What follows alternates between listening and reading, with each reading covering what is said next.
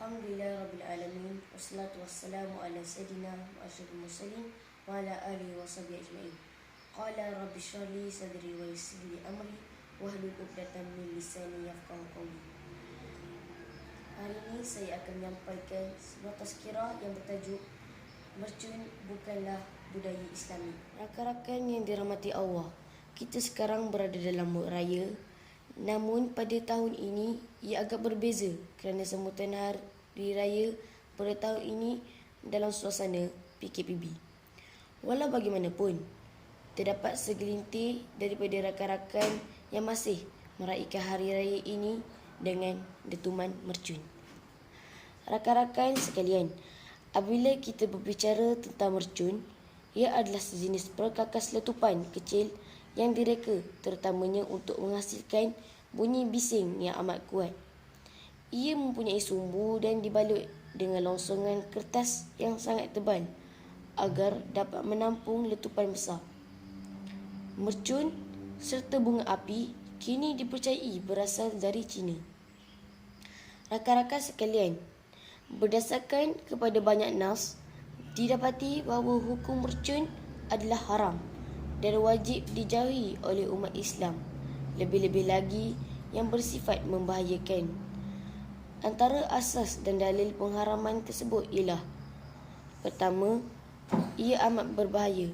Firman Allah, "Wala tulqu biaidikum ila tahlukah."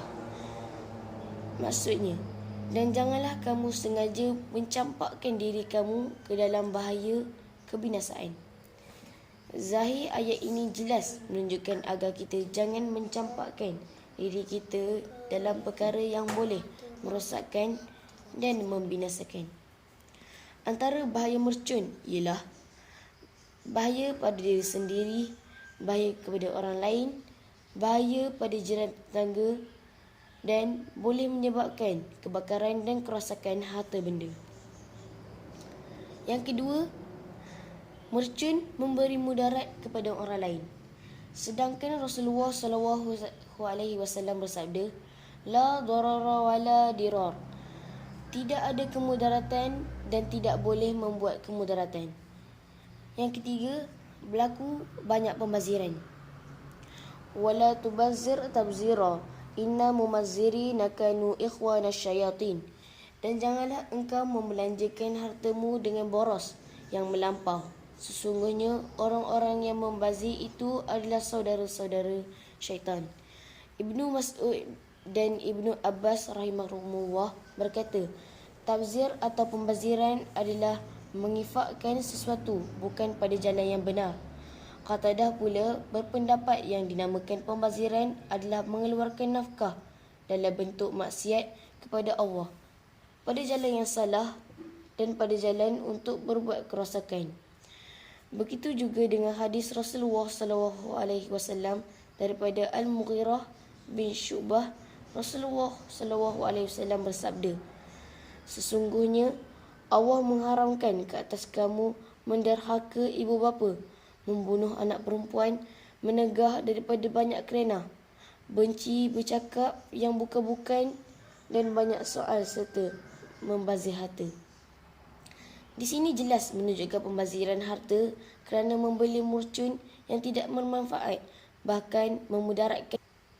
Imam Ibnu Hazm adalah dalam kitabnya Muhaliyah menyebut pemborosan dan pembaziran adalah haram. Antara maksud pemborosan ialah membelanjakan wang untuk perkara yang diharamkan oleh Allah, sama ada banyak atau sedikit, walau sebesar sayap nyamuk sekalipun. Pembaziran yang tidak ada keperluan dan tidak diperlukan. Membazir wang walaupun dalam jumlah yang kecil tanpa tujuan adalah sia-sia. Yang keempat, wajib menghormati jiran dan tetangga. Rasulullah SAW bersabda, "Barang siapa yang beriman dengan Allah dan hari akhirat, maka hendaklah dia berkata baik atau dia diam. Barang siapa yang beriman dengan Allah dan hari akhirat, maka hendaklah dia memuliakan jiran tetangganya.